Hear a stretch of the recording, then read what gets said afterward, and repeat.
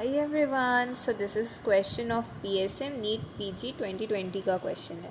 So the question is what कि maximum working hour, ठीक है, working hour बोल रहा है including overtime को include करके for a person working in a factory as per the Factory Act 1948, यानी आज़ादी के एक साल बाद वाला जो फैक्ट्री एक्ट था वो working hour plus overtime कितना हो सकता है. So the options are 100, 60, 72 and 48. So the correct answer will be 60 hours. Okay, so let's see the explanation. So it is like a person overtime working hour plus overtime. So this is like working hour plus overtime is equals to 60 hours. And working hour एक week में कितना हो सकता है 48 hours हो सकता है, और एक दिन में कितना हो सकता है 9 आवर्स हो सकता है.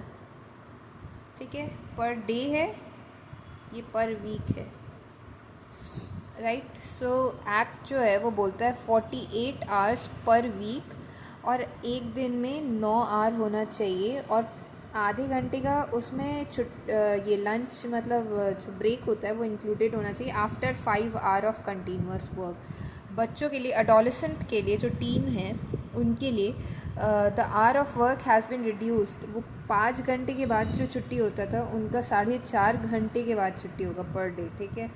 देन 1976 में अमेंडमेंट हुआ था जो कि बोलता है कि provision to increase the spread over period of work including rest intervals for an employee in a factory up to 12 hours from the existing 10.5 hours से वो बढ़ा करके 12 hours कर दिया 1976 का अमेंडमेंट एक्ट. ठीक है. द टोटल नंबर ऑफ ये working hour plus overtime कितना हो गया तब 60 हो गया.